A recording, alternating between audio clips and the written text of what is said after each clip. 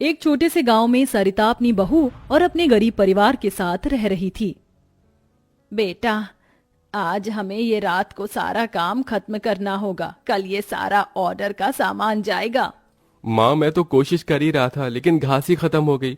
अब आप ही बताओ ना, मैं क्या करूँ? हमारे पास और कोई चारा नहीं है, हमें जंगल से और घास काट कर लानी होगी। इस समय जंगल में जाने का फायदा नहीं है, कभी भी कुछ भी हो सकता है। जंगली जानवर रात के समय ही बाहर निकलते हैं। अजय बिल्कुल सही कह रहा है बहू। अरे माँ जी, हम 2 लोग अगर जाएंगे तो कोई जानवर पास नहीं आएगा, और फिर इतनी जल्दी कोई जानवर हमला नहीं करता। हमें ये ऑर्डर कल देना है, आप ये भी तो सोचिए। लेकिन बहू। माँ जी, आप चिंता मत कीजिए, कुछ नहीं होगा। बस आप बच्चों के पास ही रहना और उनका ख्याल रखना। अगर ये ऑर्डर नहीं गया तो बच्चों के लिए हम गर्मी से बचने के लिए कूलर भी नहीं खरीद पाएंगे। सरिता की बहू भाविका और उसका बेटा, वो तीनों घास से पंखे कूलर बनाने का काम किया करते थे, इसलिए उन्हें घास की जरूरत पड़ती थी। वह आधी रात के समय जंगल में जाते हैं। भाविका, जरा से भी हलचल हुई तो मुझे बता देना, कभी भी कुछ भी हो सकता है। ठीक है जी, मैं आपको बता दूंगी। अजय और भाविका दोनों ही जंगल में घास काट रहे होते हैं, तब उन्हें झाड़ियों से आवाज आने लगती है। क्या तुमने भी वहां से कोई आवाज सुनी है? हाँ जी, मैंने भी सुनी है। मैंने तुम्हें कहा था ना, इस समय आना ठीक नहीं है। चलो देखते हैं उधर क्या है। भाविका और अजय झाड़ियों के पास जैसे ही जाते हैं, उन झाड़ियों के पीछे से एक आदमखोर भेड़िया निकलता है। भाविका, भागो यहाँ से, यहाँ पर तो बहुत खतरनाक भेड़िया है। अजय और भाविका दोनों अपनी जान बचाकर भागने लगते हैं।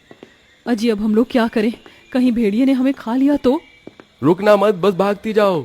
भागते भागते वो दोनों जंगल से किसी तरह बाहर निकल आते हैं और भेड़िया उनका पीछा छोड़ देता है।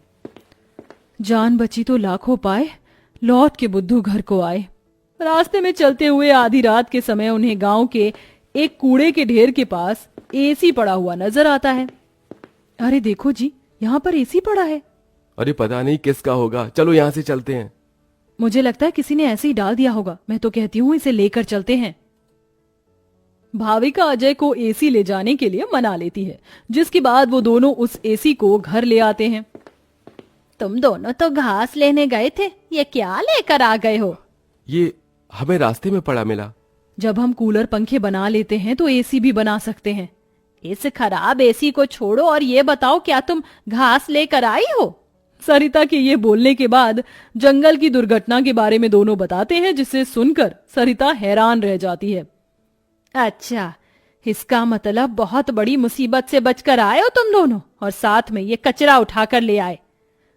वह तीनों बहुत ज्यादा परेशान हो जाते हैं। कल का ऑर्डर पूरा करने के बाद उन्हें कुछ पैसे मिल जाते, लेकिन घास न होने की वजह से उनका ऑर्डर पूरा नहीं हो पाता और वह ऑर्डर कैंसिल हो जाता है।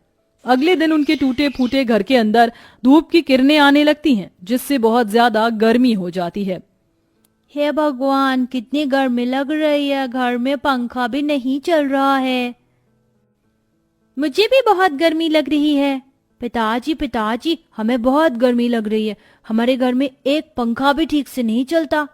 बेटा, थोड़ा सा सब्र रखो, कुछ दिनों में मेरे पैसे मुझे मिल जाएंगे तो मैं घर के अंदर एक अच्छा सा पंखा लगवा दूंगा। हमारा वो ऑर्डर तो कैंसिल हो गया, लेकिन सुबह में घास ले आई थी मैं। चलिए गांव वालों के कूलर और पंखे में घास लगा देते हैं, उससे कुछ तो पैसे आएंगे। हाँ, तुमने सही कहा। भाविका और अजय दोनों मिलकर पुराने कूलरों के अंदर घास लगा रहे होते हैं और यहाँ घर में राजू दिशा गर्मी से परेशान हो रहे होते हैं। काश कि हमारे घर में भी कोई एसी होता। तभी दिशा की नजर उसके पिता के लाए हुए एसी के ऊपर पड़ती है। अरे राजू, जरा इसे देखो, लगता है पिताजी हमारे लिए एसी लेकर आए हैं, पर उन्होंने ये एसी अभी तक क्यों नहीं लगाया? क्योंकि ये एसी खराब है, बस इसीलिए। कल रात तुम्हारे माता पिता को यह कूड़े करकट में मिला था। ये सुनने के बाद राजू इस बात से तो खुश होता है कि उसके पिताजी पुराना ही सही, कम से कम एक एसी तो घर पर लेकर आए। कुछ देर बाद वह अपने दोस्तों के पास खेलने चला जाता है। ढोलू ढोलू, कहाँ हो तुम? चलो खेलते हैं। आज मैं नहीं आ सकता, बहुत गर्मी है और इतनी गर्मी में मेरा मन नहीं कर रहा है आने का, क्योंकि मेरे घर के अंदर एसी लगा हुआ है। मैं उसकी ठंडी हवा में ही बैठना चाहता हूँ। क्या कहा? तुम्हारे घर के अंदर भी एसी है? हाँ, और हमारा एसी बहुत अच्छा चलता है, बहुत ठंडा कर देता है घर को। राजू यह सुनकर बहुत खुश होता है। वह वापस अपने घर पर आता है और अपने पिता से कहता है, पिताजी पिताजी मेरे लिए एसी ठीक कर दीजिए, बहुत गर्मी होती है घर के अंदर, मेरे सभी दोस्तों के पास एसी है। राजू बेटा, मैं एसी ठीक करने वाला नहीं हूँ। कहीं मुझसे एसी खराब हो गया तो ज्यादा पैसे चले जाएंगे उसे ठीक करवाने में। अरे पिताजी आप तो एक्सपर्ट हो, आपको तो सब कुछ आता है, आप एसी को भी ठीक कर दोगे मुझे पता है। राजू के कहने पर अजय एसी को ठीक करने की कोशिश करता है। अजय को लगता है कि उसके ठीक करने पर एसी ठीक हो गया होगा, लेकिन एसी ऑन होते ही उसके अंदर से धुआं निकलने लगता है। ये क्या हो गया, लगता है ये एसी खराब है, फेंक दो इस एसी को। राजू गुस्से में ऐसा कहकर चला जाता है, जिसके बाद उसे इस तरह देखने से उसके दोनों माता पिता परेशान हो जाते हैं। हमें हमारे बेटे के लिए एक एसी तो बनाना चाहिए।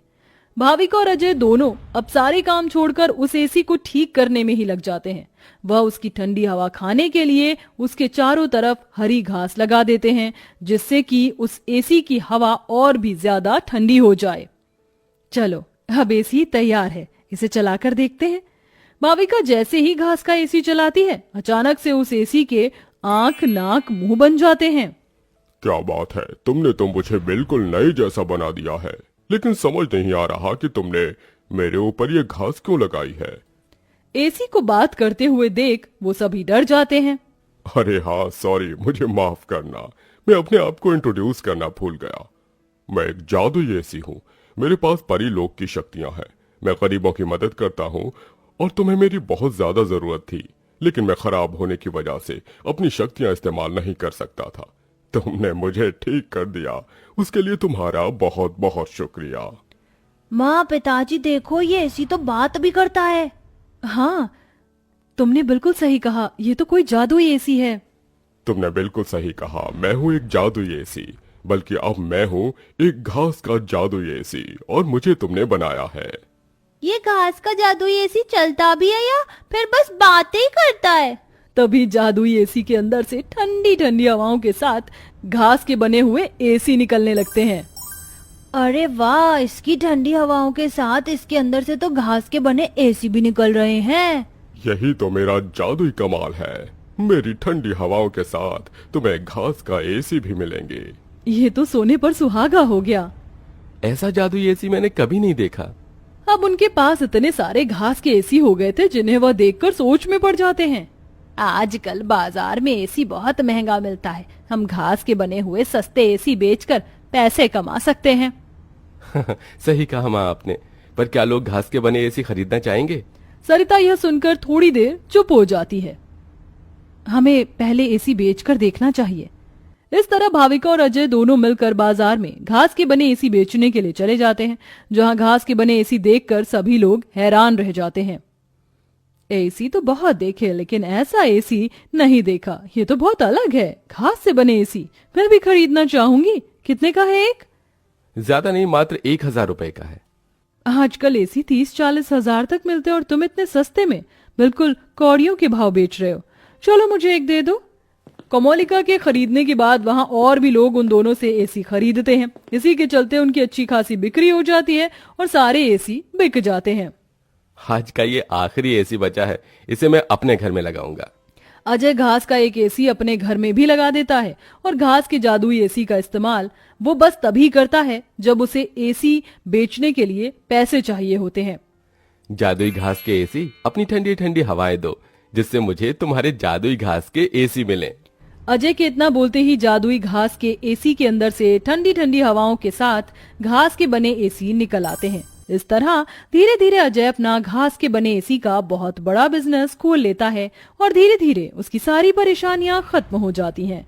अब वह गरीब परिवार खुशी खुशी रहने लगता है।